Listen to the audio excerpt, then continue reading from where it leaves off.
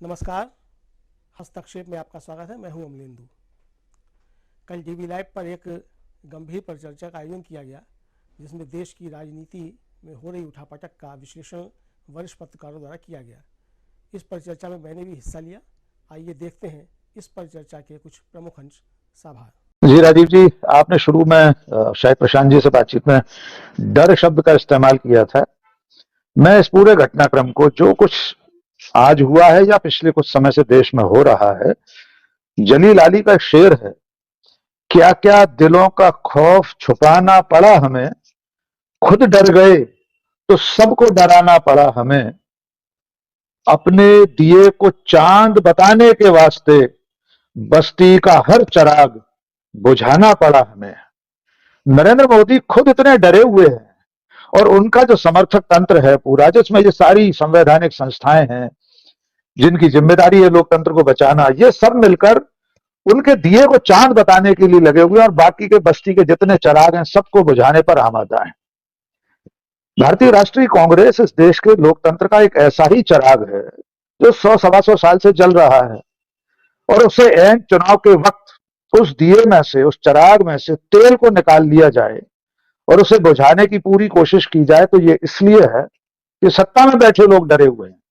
Bharatiya Janata party, Narendra Modi, ये खुद इतने डरे हुए हैं कि लगातार ऐसी गलतियां कर रहे हैं कि जनमानस को भी अब समझने में देर नहीं लगेगी कि आखिर चल क्या रहा है।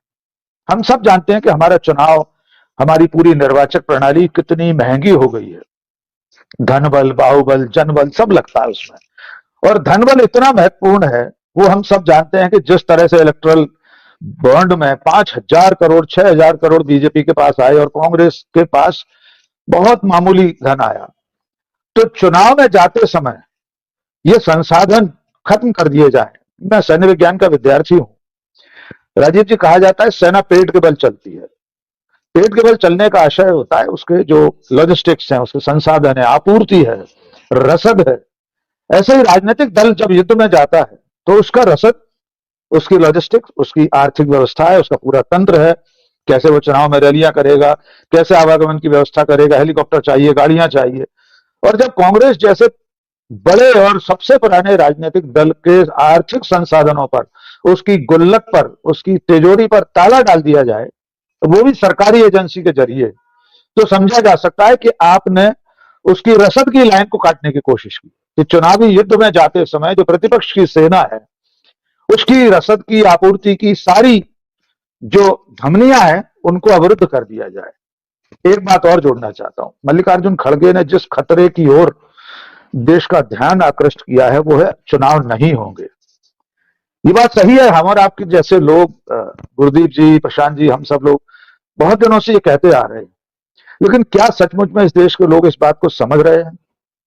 अगर उन्हें समझना चाहें तो राहुल गांधी की हर एक आशंका जब सही साबित हो रही है, आपके जैसे लोग, राजीव रंजन जी जैसे लोग, गुरदीप जी जैसे लोग, हम सब लोग जो आशंकाएं अब तक जाहिर करते आए हैं, उनमें से एक भी अब तक गलत साबित नहीं हुई। राहुल गांधी को तो ज्योतिषी बन जाना चाहिए। आप कल्पना कीजिए, पिछले 9 सालों में, चाहे वो कोविड की सुनामी का मामला हो या जितने भी आज तक राहुल गांधी ने आशंकाएं या संभावनाएं व्यक्त की हैं, एक भी गलत साबित नहीं हुई।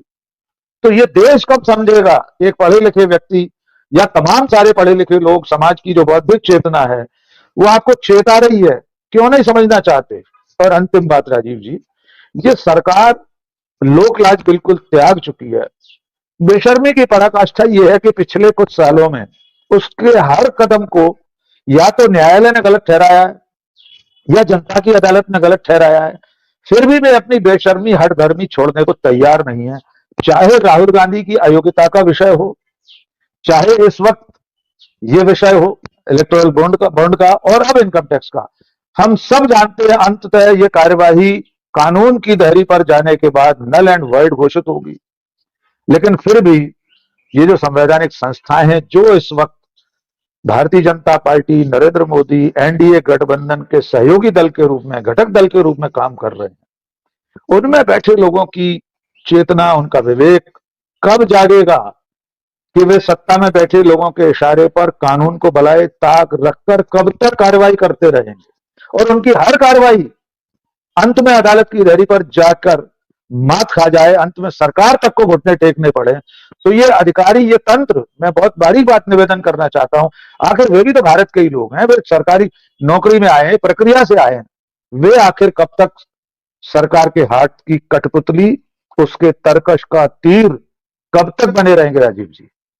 यहां पर एक नैरेटिव सेट करने की जो कोशिश कि कांग्रेस कमजोर है, कांग्रेस के ऊपर आर्थिक नाकेबंदी की भी बात, और उसके अलावा कांग्रेस को लेकर जितनी सारी चीजें होती रही हैं, उसमें क्या माना जाए कि एक सोची समझी रणनीति के तहत कांग्रेस को यहां कमजोर दिखाने के की राह पर एक चुनाव को जहां नैरेटिव सेट करने की कोशिश मोदी जी कर रहे हैं, जहां कोई ना कोई नैरेटिव जो है वो सेट नहीं हो रहा है, राम मंदिर से लेकर भारत रत्न तक, उसके बाद फिर अबू धाबी में एक नए मंदिर का उद्घाटन, और उधर बिहार में जो कुछ हुआ, इन सबको देखा जाए तो क्या एक मोदी की तरफ से, बीजेपी की तरफ से वो अभी तक सेट होता हुआ आपको दिखाई देता है? वो नैरेटिव क्या वो सेट कर चुकी है? दो तीन सप्ताह में जब चुनाव में जाना है बीजेपी को, कांग्रेस तो अपने हिसाब से, अब देख लीजिए आपके ऊपर ये तस्वीर चल रही है, कांग्रेस के प्रोटेस्ट चल रहे हैं दिल्ली में, यूथ कांग्रेस के, लेकिन यहां कांग्रेस और बीजेपी की तुलना अगर की जाए तो कहां पाते हैं आप? ये निश्चित तौर पर भारतीय जनता पार्टी, नरेंद्र मोदी, अमित शाह, उनकी पूरी फौज चुनाव में उस तरह जाना चाहती है कि सामने कोई दिखाई न दे। वो नैरेटिव भी ऐसा सेट करना चाहते हैं, कोई लड़ाई नहीं है, कांग्रेस कहीं है नहीं मैदान में, जो बाकी क्षेत्रीय दल हैं वो उनके साथ आ चुके हैं, वगैरह वगैरह। गुरदीप जी चले गए, लेकिन मैं उन तक ये आशंका पहुंचाना चाहता हूं, इतिहास एक तरह से खुद को दोहरा रहा है। और पिछली शताब्दी में तीसरे और चौथे दशक में कांग्रेस के साथ अंग्रेज भी ऐसे ही करते थे, उसके खातों पर तब भी रोक लगती थी। और सबसे मजेदार वाकया यह है कि जब भारत छोड़ो आंदोलन शुरू हुआ तो विनायक दामोदर सावरकर कानपुर अधिवेशन में, हिंदू महासभा के कानपुर अधिवेशन में कह रहे थे कि ये बहुत अच्छा मौका है क्योंकि कांग्रेस पर प्रतिबंध लग गया है। भारत छोड़ो आंदोलन के ऐलान के साथ ही अंग्रेजों ने बैन लगा दिया था कांग्रेस पार्टी पर। तो सावरकर कह रहे थे कांग्रेस मैदान में नहीं है, ये खाली मैदान मिला है, आओ उस पर कब्जा कर लो और अंग्रेजों की सेवा करने का अवसर मिला है। दो बातें उन्होंने कही थी कि कांग्रेस है नहीं, हम राष्ट्र की मुख्य धारा में एक राजनीतिक दल में स्थापित हो सकते हैं, इसके लिए अवसर है। मुझे लगता है नरेंद्र मोदी, उनकी बीजेपी, आरएसएस इसी तरह की व्यवस्था चाहते हैं, जिससे, जैसा उनका शुरू से नारा था, कांग्रेस मुक्त भारत। फिर जेपी नड्डा ने पटना में कह दिया कि जो क्षेत्रीय दल है वो भी 2-4 साल में खत्म हो जाएंगे पूरी तरह। यानी सिर्फ एक दलीय लोकतंत्र की तरफ हम बढ़ रहे हैं, जिसे लोकतंत्र क्यों कहना चाहिए, वो तो सीधे सीधे राजतंत्र ही होगा, तानाशाही की। अब तो हमारे प्रधानमंत्री राजाओं जैसा, सम्राटों जैसा व्यवहार कर रहे हैं। तो जहां तक नैरेटिव का प्रश्न है, लोकसभा चुनाव को कांग्रेस विहीन करके चुनाव लड़ने की कोशिश कर रहे हैं। मेरी जो आशंका है, सिर्फ खातों पर रोक नहीं लगी है, हो सकता है आने वाले दिनों में किसी नुक्ते के, किसी कानूनी पेंच के बहाने भारतीय राष्ट्रीय कांग्रेस की राजनीतिक गतिविधियों पर भी प्रतिबंध लगा सकती है सरकार। ये कहा जा सकता है कि ये पार्टी, इसका लेन देन सही नहीं है, इसके अकाउंट सही नहीं है, इसलिए ये चुनाव में लड़ने से इसको प्रतिबंधित किया जाता है। तो नरेंद्र मोदी और बीजेपी ऐसा नैरेटिव गढ़ना चाह रहे हैं कि एक पार्टी बहुत कुछ गलत कर रही थी, इसलिए उस पर बैन लग गया, अब वो चुनाव नहीं लड़ सकती। जैसा पाकिस्तान में भी इमरान खान की पार्टी चुनाव नहीं लड़ पाई, न जाने कौन कौन से अलग अलग चुनाव चिन्ह पर उनके प्रत्याशी लड़े। कुल मिलाकर अब ये देश देख रहा है कि सत्ता में बैठे लोग लोकतंत्र को निगलने पर आमादा हैं। आज एक पार्टी निगलने की तैयारी है, कल बाकी दल आएंगे इस नंबर पर। अंत में इसका खामियाजा जनता को, लोगों को भुगतना पड़ेगा।